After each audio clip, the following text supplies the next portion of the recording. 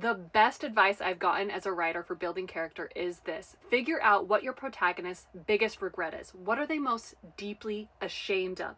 Sometimes we only focus on the goal, the motive, the conflict, the problem, and we forget about making them have flaws, making them have regrets. And this can be a mistake because not everyone is perfect. Your hero shouldn't be perfect either. So figure out what their biggest regret is. This should be something that they are deeply ashamed of. They do not want their best friend or the person that they love to know this about them because they are terrified it is going to change the way that that person perceives them. So take your time with it. It can be backstory or it can be an actual event that the reader sees it unfold. But take your time with it, give them some flaws, give them some regrets, and it'll make them feel so much more dimensional. A good example of this is in Spider-Man Peter Parker.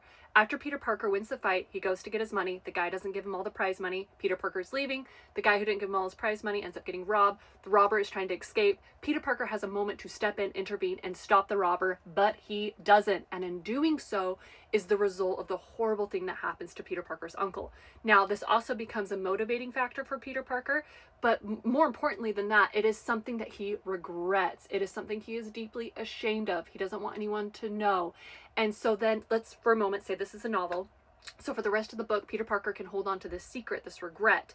And then a good powerful moment for the other characters to find out about this is either like right before the climax, right before he goes and fights the villain. He's doubting himself, and then this can come up, and then you can see how the other characters react towards him and see how it unfolds. You can go all different ways with it.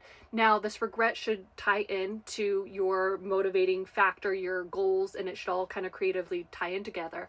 But it doesn't necessarily have to be a direct event for the goal. Like, it can be something that kind of plays off one another. Now, another good example that we see this is usually in romance novels, but it's not the heroine, it's the love interest. Usually 3/4 of the way through the book, this somehow the protagonist finds out that the person that they love lied to them, usually from another source. It's usually never the love interest coming clean.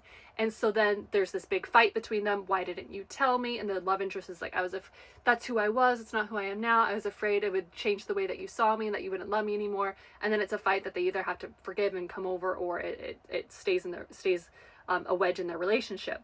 But I think it's really powerful to give that regret, that secret, that ashamed feeling, because we all feel that in our lives. So it's important to give that to your heroine, your protagonist as well. It'll make them so much more three-dimensional. That is the best advice I've gotten for building character. So take your time, figure out what your character most regrets, what they are most deeply ashamed of.